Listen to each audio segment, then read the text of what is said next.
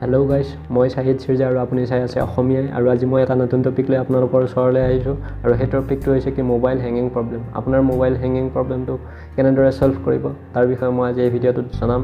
তো ভিডিঅ'টো লাষ্টলৈকে চাই থাকিব। ভাল লাগিলে লাইক কৰিব, কমেণ্ট কৰিব, শ্বেয়াৰ কৰিব আৰু ছাবস্ক্ৰাইব কৰিবলৈ একেবাৰে নাপাহৰিব।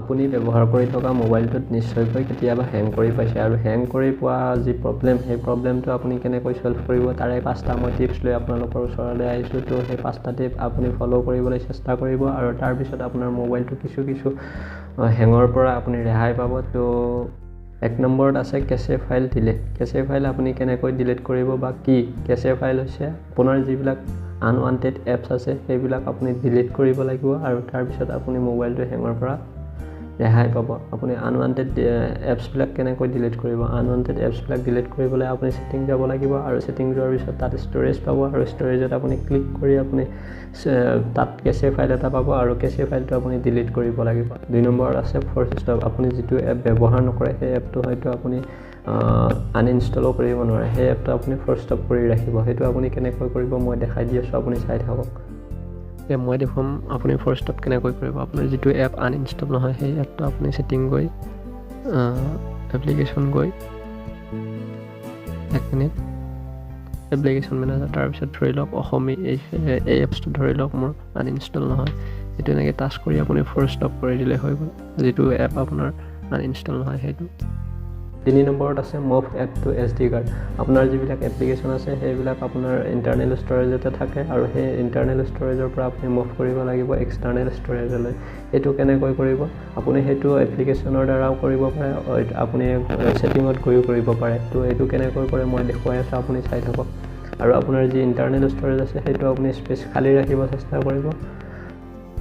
এপ্লিকেশ্যন মুভ কৰিব লাগিলে আপুনি ছেটিঙত গৈও আপুনি মুভ কৰিব পাৰে, অথবা এপ্লিকেশ্যনৰ দ্বাৰাও মুভ কৰিব পাৰে। মই ছেটিঙত গৈ কেনেকৈ এপ্লিকেশ্যন মুভ কৰে সেইটো দেখুৱাই আছোঁ, আপুনি চাই থাকক। ফাৰ্ষ্ট টাইম আমি ছেটিং যাব লাগিব, তাৰপিছত এপ্লিকেশ্যন যোৱাৰ পিছত এপ্লিকেশ্যন মেনেজাৰ, তাৰপিছত যিটো এপ্লিকেশ্যন আপুনি মুভ কৰিব বিচাৰে সেইটোত টাচ কৰিলেই হ'ল। মই এটা এক্সাম্পল দেখুৱাই আছোঁ।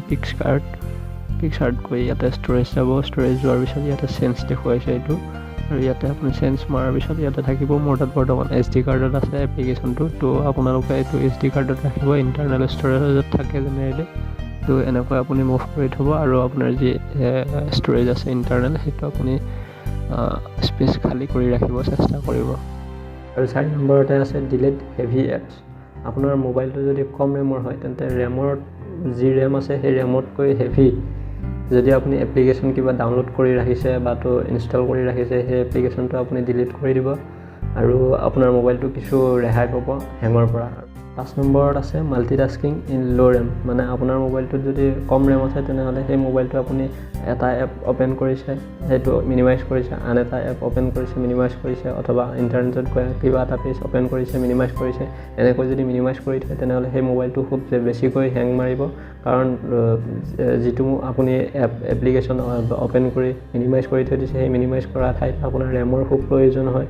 তো তেনেকৈ ৰেমবোৰ বেছিকৈ খাই থাকে, আৰু খোৱাৰ পিছত আপোনাৰ মোবাইলটোত স্পেচ নোহোৱা হৈ পৰে, আৰু নোহোৱা হৈ পৰাৰ পিছত আপোনাৰ মোবাইলটো হেং হ'বলৈ গৈ থাকে। তো সেইটো নকৰিব। আপুনি যিটো এপ্লিকেশ্যন অ'পেন কৰে সেই অ'পেন কৰাৰ পিছত সেই এপ্লিকেশ্যনটোৰ কাম শেষ কৰি আপুনি সেইটো কমপ্লিট কাটি দি কিনে আপুনি বেলেগ এটা এপ্লিকেশ্যন অ'পেন কৰিবলৈ চেষ্টা কৰিব, আৰু তেনেকৈ আপুনি কম ৰেমৰ মোবাইলবোৰ তেনেকৈ ব্যৱহাৰ কৰিব। তো আপুনি তেনেকৈ কৰিব, আৰু আপোনাৰ মোবাইলটো হেং খুব কমকৈ পাব। আৰু আজিৰ ভিডিঅ'টোলৈ ইমানেই আছিলে। যদি ভিডিঅ'টো ভাল লাগিছে লাইক কৰিব, কমেণ্ট কৰিব, শ্বেয়াৰ কৰিব, আৰু ছাবস্ক্ৰাইব কৰিবলৈ একেবাৰে নাপাহৰিব।